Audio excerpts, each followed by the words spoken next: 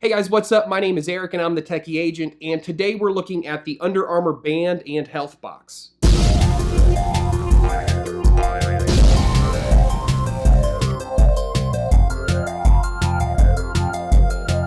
Okay, so Under Armour does some things with their band and Healthbox, their total fitness and health system that nobody else is doing, and they're doing it in a way that's really good and compelling. So I want to talk about the good things that Under Armour is doing. Now, there's also some things that they've done here that are potential deal breakers. So I want to talk about those as well. But anyway, stay tuned. There's some great things about this product. There's some not so great things about this product, and I want to talk about those. So the Healthbox is Under Armour's complete and comprehensive health and fitness tracking system, and it consists of three main components: a smart scale that interfaces with an app, a wrist-worn fitness tracker that interfaces with an app, and then a Bluetooth chest strap that pairs with that wrist-worn fitness tracker to give you accurate heart rate tracking while you're exercising. So Under Armour's design here is to have quality hardware that interfaces with their suite of apps and software, and that combined between this hardware and software, you get a very comprehensive look at your overall health and fitness. So that is what it is in theory, but of course we want to test out and see if these devices, if this hardware actually does a good job, and if the software that they provide us with does a good job as well. So the first thing you'll need to do is to pair the wristband and the scale with the app. Now this is fairly intuitive. You'll just set up an account or username and profile via the app, and then you'll combine that profile and information with the hardware, with the scale, and with the fitness tracker. It's fairly easy to do. They take you through step by step, and you'll be up and running in minutes. Overall design and build quality are good. It feels like it's made out of strong rubber synthetic materials.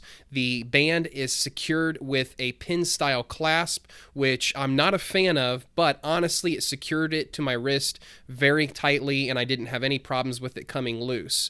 On the back side of the band and the body of the band, there is a textured rubber material that really does secure it to the wrist and keeps it from sliding around. The Bluetooth chest strap is easy and intuitive to use. You simply put it on, it automatically turns on and automatically pairs with the Under Armour band, so you literally do nothing. It automatically senses that it's on, and then when you begin your workout, it will pull the beats per minute, your heart rate data, from the chest strap and record that onto the band. The Under Armour Smart Scale has got to be the best quality smart scale that I've ever used.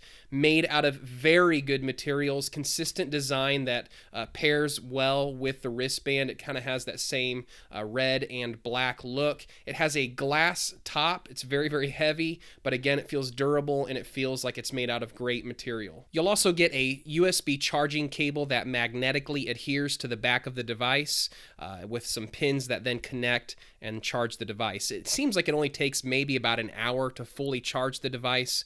Unfortunately, you're going to have to be charging a little bit more often than I had hoped. So actual battery life on this hasn't been great. I've been getting a little bit more than 2, not quite 3 days worth of battery life out of this. And that's not with a ton of use. That's using it just to exercise maybe once a day for about 30-40 minutes. That's also using it to connect to my smartphone to receive incoming call, text, and email notifications. So even with just those two features in use on the band, it's reduced my battery life down to really functionally only 2 days worth of battery life. And that's a little bit disappointing. That's about what I get out of my Microsoft Band 2, which has come under tremendous scrutiny. Obviously, everybody has said a fitness wearable shouldn't only get 2 days worth of battery life. You should get, at least 4, 5, 6 days worth of battery life at a minimum. Okay, and let's just talk about another potential deal breaker. The cost, right? It's $400. You're looking at $400 for 3 products: a fitness scale, a fitness wearable, and then a heart rate chest strap that connects to the wristband. So 3 products for $400, that's a lot of money. Now, as of right now, you can buy the wristband independent of the other 2 products for $180, and I believe you can buy the scale as well for about $175, $180. My guess is you're going to be able to buy the chest strap eventually independent for maybe $100 ballpark, and so you'll be able, if you want to not use the scale, you might be able to buy just a wristband and the chest strap for anywhere between maybe, this is a guess, $250 to $280. So again, a lot of money for this product.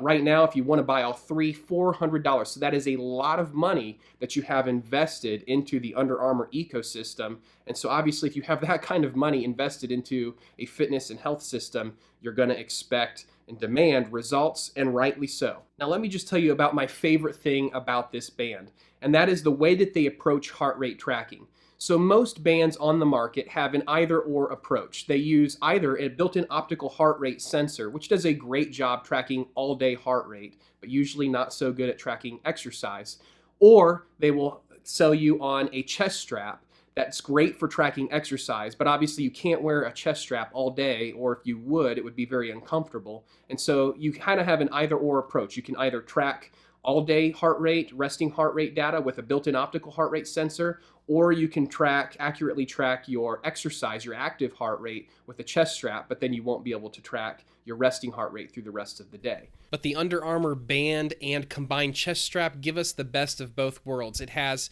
an optical heart rate sensor on the back of the band for capturing your resting heart rate, and then you have the chest strap for capturing your active heart rate during exercise. Now, in spite of the fact that the built-in optical heart rate sensor takes over 100 readings per second, it's only going to be able to be used to capture your resting heart rate. It is not a powerful enough sensor to be able to be used during actual exercise.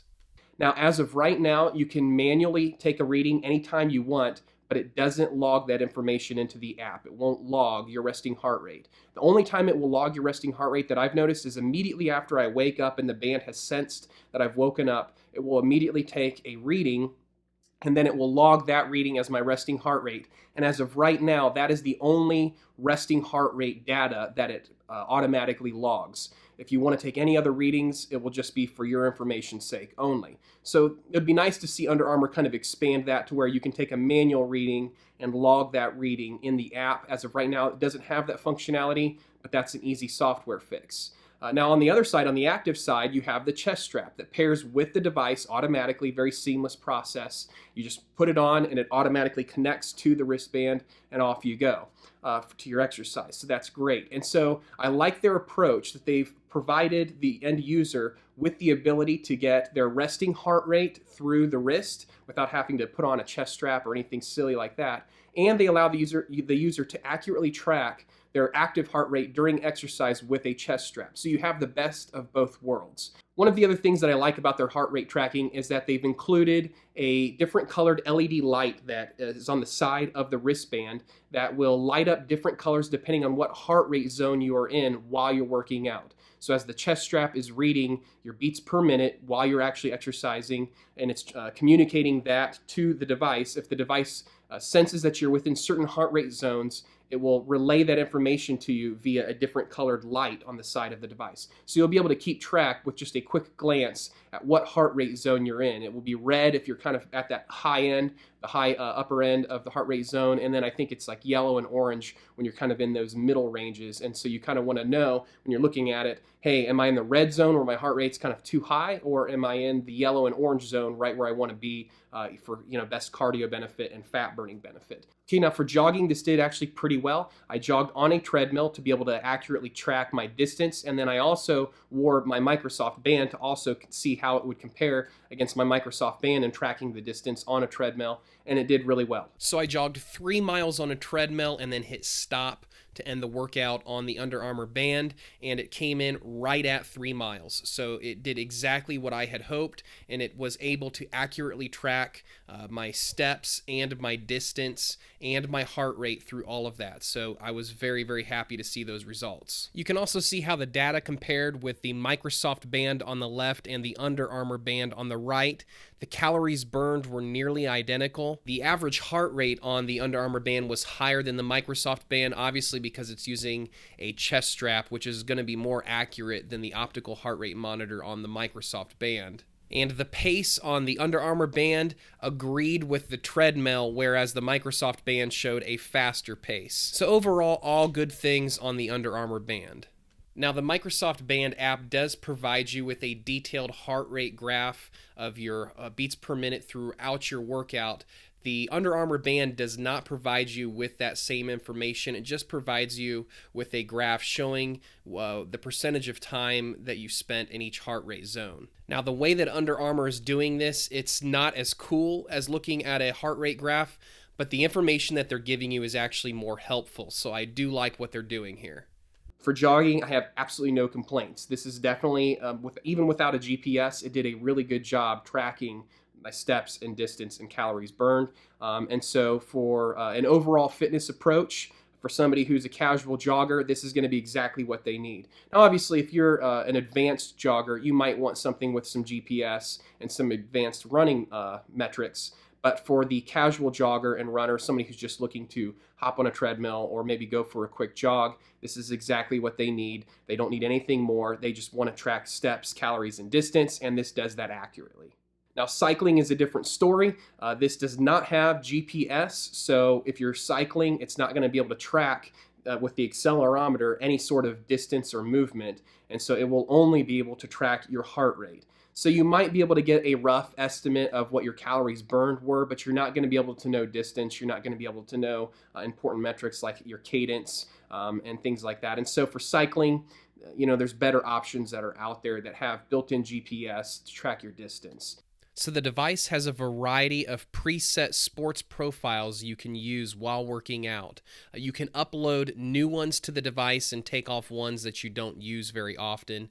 I used one that was used for the gym for weightlifting, and it seemed to do a good job tracking overall heart rate and calories burned while I was working out. All of the data that it's collecting is available to view on your wrist during the workout in real time. So that would obviously include your calories burned, your steps taken, your heart rate, all of that data. Now, the default mode is to have the screen off, and you'll access the screen by pushing the physical button on the Under Armour band. The screen will turn on, and then you'll be able to view that data. Or you can select to have the screen always on while you're working out, and then with just a quick glance at your wrist, you'll be able to see the metrics that it's collecting. Okay, I discovered a potential deal breaker on this device that I haven't seen anybody else talk about anywhere else on YouTube or on any forum. And so I definitely want to tell you guys about this potential deal breaker. Now, with that being said, this deal breaker could easily be fixed with a firmware or software update. So, if Under Armour was just to do a simple firmware or software update, it would totally fix this, and then it would be a fantastic product. But here's the problem that I discovered.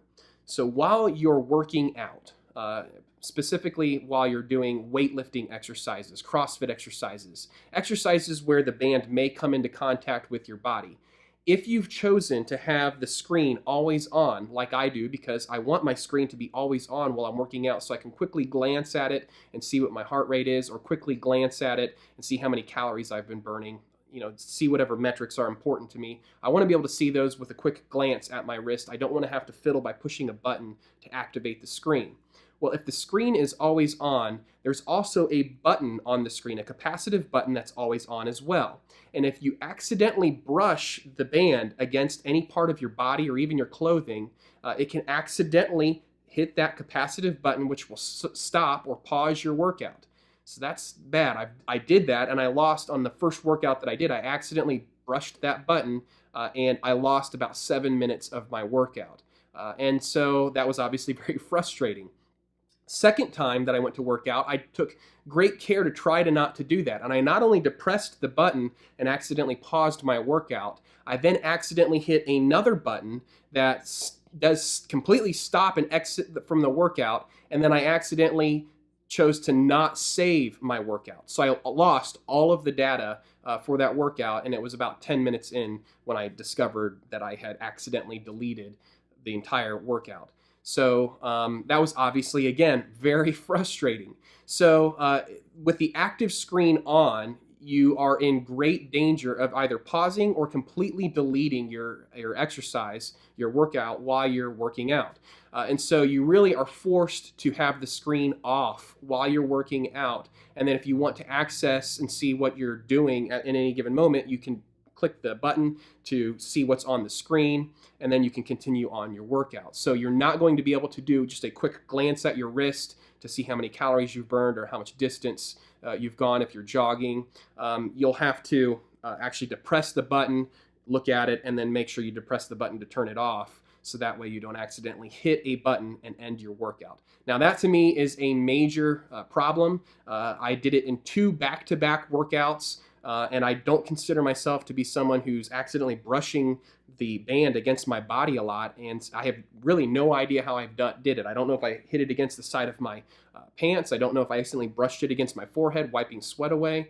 But in any case, I accidentally paused and deleted my workout, and so that is a major problem. Again, they could easily update this with a firmware update. Instead of making the button where you hit it on screen and it goes away, they should make it where you have to end your workout like the Microsoft Band, where you actually have to physically press the physical button. And that's something that's far less likely to do. And then, it makes it a little bit easier to work out and accidentally brush the band against your body without accidentally pausing or ending the workout. Now, if Under Armour takes care of this, if they do a firmware or software update where they make it where you can't accidentally exit or pause your workout while the screen is active, then hey, you've got a device that's fantastic, that's great in every way, and I would give it a total endorsement and thumbs up. But until that happens, this, in my opinion, is a big deal breaker. Now, again, I'm probably being a little bit judgmental and picky, but my gosh, you're paying $400. So for $400, these kinds of little picky flaws are legitimate. They shouldn't be there for that price point. If this was a $50 tracker or a $100 tracker, then it would be a little bit more forgivable. But this is a $180 fitness tracker, and the whole system itself, the Healthbox itself, is $400. So that kind of problem shouldn't exist. And so that's why I'm being a little bit picky with it about that particular issue. Now, with that tragic flaw aside, the band actually did a great job tracking heart rate, calories, and all of the relevant metrics to doing high-intensity interval training and CrossFit and strength training styled exercises.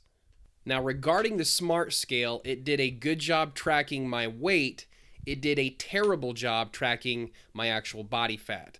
So I'm actually about 13 to maybe 15% body fat, according to several other body fat machines that I have. This came in at a whopping 27%. There's absolutely no way that I'm 27% body fat. So I don't know what the algorithm is doing and why it's way overestimating body fat. I've noticed several other users complaining of this same thing. But in any case, it's accurate for weight, but not for body fat. And as long as you know that going in, you won't be disappointed. The app is laid out very simply and intuitively. There's 4 main categories you can select from. The first is steps. When you select that option, it will open up a whole new window where you can take a look at your steps throughout the day, the times where you were most active with your steps, and then scrolling down will allow you to see other metrics like how much distance you've traveled throughout the day as well.